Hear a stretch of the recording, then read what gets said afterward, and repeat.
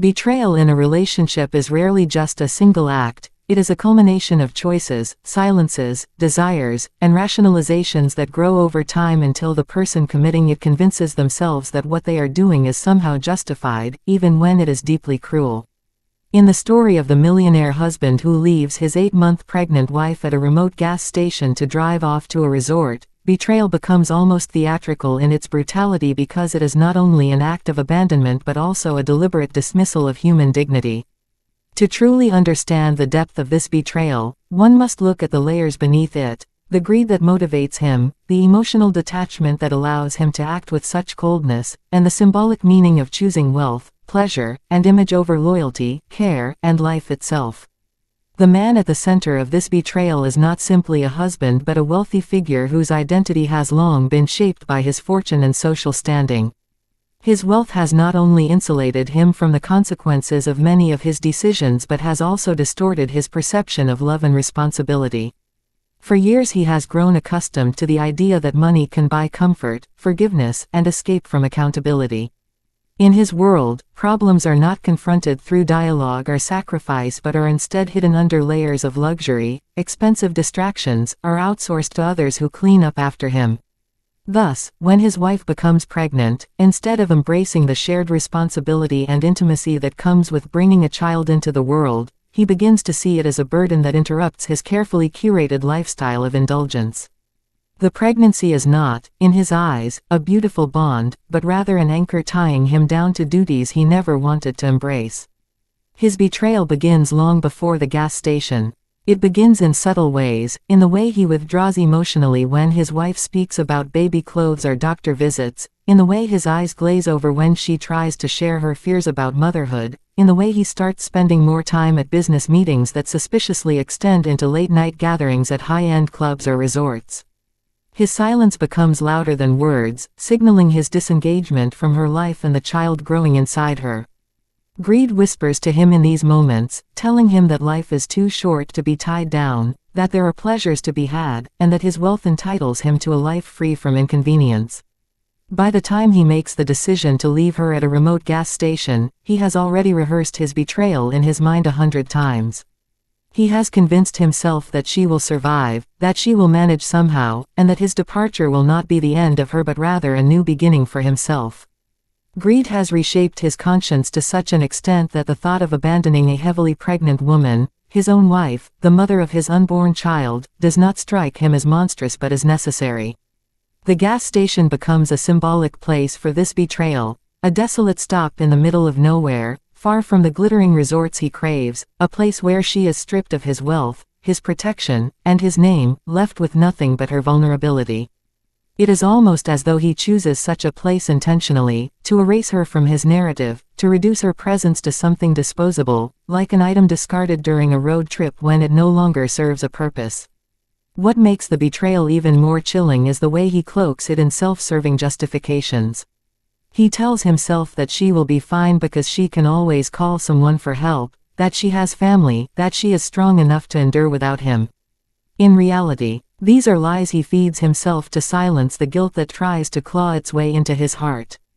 Deep down he knows she will feel abandoned, terrified, and broken, but greed pushes him to suppress that knowledge because acknowledging it would make his actions unbearable even to himself. Greed thrives on denial, on the ability to look away from the wreckage it creates. His choice of destination, the resort, is perhaps the clearest manifestation of his greed. Resorts are places of pleasure, indulgence, and escapism. They are designed to shield people from the struggles of ordinary life, to create bubbles of artificial perfection where everything is catered to and nothing is demanded in return. For him, the resort represents freedom from responsibility, a sanctuary where he can pretend he is not a husband, not a soon-to-be father, not a man who has just abandoned his pregnant wife. The contrast between the gas station and the resort is striking. One is barren, lonely, and filled with the smell of fuel and dust, while the other is lush, filled with luxury, music, and the fragrance of expensive cuisine. By leaving her at the former and driving to the latter, he symbolically chooses greed over love, indulgence over sacrifice, image over reality. This betrayal is not only of his wife but also of the unborn child. The child represents the future, the continuation of a family line, the possibility of growth and renewal. To abandon the mother at such a critical time is to turn his back on that future, to reject the responsibilities of fatherhood before they even begin. In his mind, the child is not a miracle but an inconvenience, another mouth to feed, another demand on his time, another reason he might have to stay home instead of traveling to exotic destinations. Greed convinces him that freedom is worth more than blood ties, that pleasure is worth more than the cries of a newborn, that wealth is worth more than the warmth of a family. The cruelty of this betrayal lies not only in the act itself but in the timing. 8 months pregnant, his wife is at one of the most vulnerable points of her life. Her body is exhausted, her emotions heightened, her sense of security fragile. She depends on him not just physically but emotionally, trusting that he will be there to hold her hand when labor pains begin, that he will stand beside her as she brings their child into the world. By leaving her now, he does not just walk away from a relationship, he shatters the foundation of trust at the exact moment she needs it most. Betrayal at such a moment is not just abandonment, it is a form of psychological violence that lingers long after the act is over. It is important to understand that greed is not always about money itself but about the sense of entitlement that wealth breeds. The millionaire husband believes that because he has accumulated wealth, he is entitled to a life unburdened by sacrifice. He sees himself as different from ordinary men who must stay and struggle through the hardships of family life. In his distorted view, his money buys him the right to choose pleasure over duty, escape over loyalty. This mindset blinds him to the humanity of his wife, reducing her from a partner and companion to an obstacle in his pursuit of endless indulgence. The more he focuses on what he wants, the less he sees her as a person with needs, fears, and dreams. She becomes, in his eyes, a problem to be solved rather than a soul to be cherished. His betrayal also exposes the hypocrisy of the wealthy facade. Outwardly, he may project the image of a successful, generous man who donates to charities, attends galas, and is admired in social circles. Behind closed doors, however, his actions reveal a heart consumed by selfishness. Wealth often allows people to hide their darkest traits behind polished appearances, but moments of betrayal strip away the facade, exposing the raw greed underneath. In abandoning his wife, he shows his true self, unfiltered by the performances he gives in public. The psychology of his greed is also intertwined with fear of losing his identity as a man of pleasure, fear of being tied down, fear of growing old and irrelevant. For men like him, wealth and freedom are tied to masculinity, and the thought of changing diapers, pacing hospital floors, or listening to midnight cries feels like a threat to the identity he has built. Greed capitalizes on that fear, convincing him that the only way to preserve himself is to sever ties with those who demand responsibility from him. In this sense, his betrayal is also a coward's escape, a refusal to confront the natural evolution of life that requires every man to grow beyond his selfish desires. His wife's suffering in this betrayal is not something he allows himself to think about in depth. If he did, he would have to confront the image of her sitting alone at that remote gas station, clutching her swollen belly, watching his car disappear into the horizon. He would have to imagine her panic, her tears, her desperate attempts to find help. But greed silences such images, redirecting his mind to the shimmering pools and cocktail glasses awaiting him at the resort. He chooses to numb his conscience by drowning it in excess, believing that pleasure can erase guilt, that indulgence can overwrite memory. But betrayal leaves shadows that no amount of luxury can fully dispel, even if he does not admit it to himself. Strength often reveals itself in the most unexpected places, and it rarely arrives in a form that feels triumphant in the beginning. For the woman left abandoned at a remote gas station, 8 months pregnant and terrified, strength begins not as a conscious decision but as a survival instinct. In those first moments, sitting alone in the oppressive silence after the roar of her husband's luxury car fades into the distance, she feels the full weight of betrayal pressing down on her chest. Fear courses through her veins, her heart races not only for herself but for the fragile life moving inside her. The air smells of gasoline and dust, and the flickering neon sign above the station buzzes faintly as if mocking her helplessness.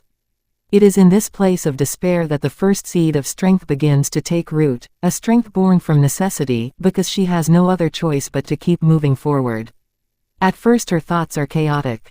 Questions tumble over one another in her mind. How could he do this? Why here? Why now? What did she do to deserve this cruelty? The betrayal cuts deeply because it is not just about her but about the child they were supposed to bring into the world together.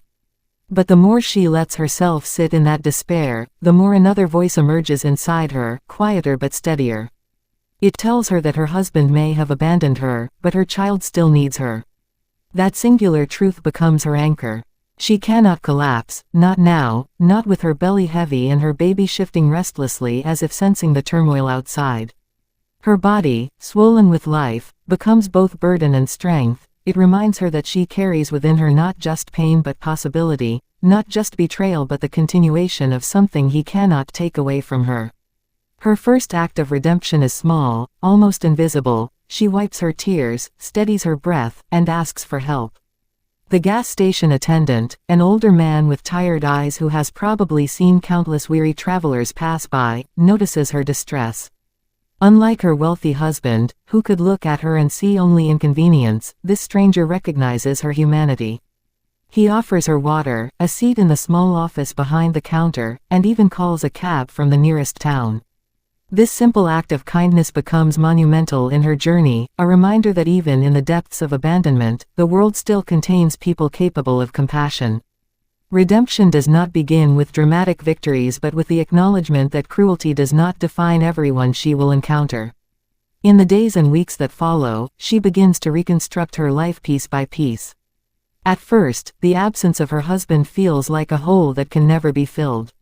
She had relied on his wealth and presence for security, and without him she fears the future will be an endless stretch of uncertainty. Yet as time passes, she discovers that dependency was more of an illusion than a reality. Friends rally around her, family members step in with support, and even strangers show unexpected generosity. With each act of kindness, she starts to believe that her life is not defined by what she has lost but by what she is building anew. Redemption becomes not a single event but a series of choices to keep moving forward, to nurture herself and her child, and to reclaim the dignity that betrayal tried to strip away from her. Pregnancy, though exhausting, becomes a source of empowerment. Every kick, every movement inside her reminds her that she is not alone. She starts speaking to her unborn child, promising them love, protection, and a life better than the one their father tried to deny them. Her words become mantras of resilience. When labor finally arrives, and she faces the raw pain of childbirth without the man who should have been at her side, she digs deep into reserves of courage she never knew she possessed. The cries of her baby, the fragile but powerful sound of new life, wash over her like a baptism. In that moment, she feels both the magnitude of what she has endured and the strength of what she has accomplished. She has not just survived betrayal, she has birthed hope. As she settles into motherhood, she finds herself reshaped by the responsibilities that once terrified her. Sleepless nights, financial struggles, and emotional exhaustion test her daily, but each challenge she overcomes becomes another brick in the foundation of her new life. Strength ceases to be something she must summon in emergencies and instead becomes a constant companion. Where once she doubted her ability to stand on her own, now she learns to make decisions with confidence, to advocate for herself and her child, to navigate a world that had once seemed hostile. Redemption flows from this transformation, because the more she embraces her role as a mother and an independent woman, the less power her husband's betrayal holds over her. She also begins to reflect on her relationship, and with distance comes clarity. She sees now the subtle ways in which her husband had been undermining her long before he left her. His condescension, his disregard for her opinions, his obsession with image and wealth, all of these were forms of betrayal long before the gas station. Realizing this does not make the pain disappear, but it reframes her narrative. She stops asking what she did wrong and starts recognizing what he failed to do right. This shift is a crucial step in her redemption, because it frees her from internalizing the blame. His greed and cowardice were his choices, not reflections of her worth. Her strength grows not only in action but in understanding, as she disentangles her identity from the cruelty of his decisions. Over time, opportunities arise that she never expected. Perhaps she rediscovers talents she had set aside during her marriage, painting, writing, or teaching. Perhaps she starts a small business, driven by the determination to provide for her child without depending on anyone else. Whatever path she chooses, it is fueled by a newfound resilience and clarity. She becomes more than a survivor, she becomes a creator of her own destiny. People who once pitied her now admire her, and she begins to see herself not as a woman abandoned but as a woman reborn. The presence of her child deepens her redemption. Each milestone, the first smile, the first steps, the first words, becomes proof that life continues to bloom despite betrayal. She pours her love into this child with a fierceness that astonishes even her, determined to ensure that they never feel the absence of the man who left them. She becomes both mother and father, provider and protector, embodying a strength that her husband, for all his wealth and luxury, could never buy. In nurturing her child, she heals herself, finding joy in the simple, unglamorous moments that her husband was too selfish to appreciate. There comes a day when she encounters her husband again, perhaps by chance or through the inevitable entanglements of life. By then, she has grown beyond the broken woman he abandoned. He, in contrast, may look older, wearier, hollowed out by the shallow pleasures that once seemed so intoxicating. In his eyes, she sees a flicker of recognition, not just of who she is but of what he lost. Her redemption is not about revenge but about contrast. She stands strong, with her child at her side, while he stands diminished by his choices.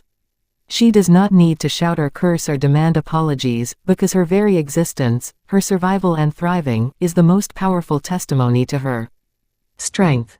Her journey of redemption is not free from scars.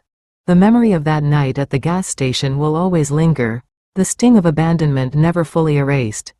But scars are not just reminders of pain. They are also proof of healing. She carries them not as weights but as symbols of the path she has walked. Each scar is a testament to her resilience, each hardship a stepping stone toward the life she has built. Strength and redemption intertwine in her story, not in grand gestures but in the quiet, persistent choice to keep living, loving, and believing in herself despite all that was taken from her.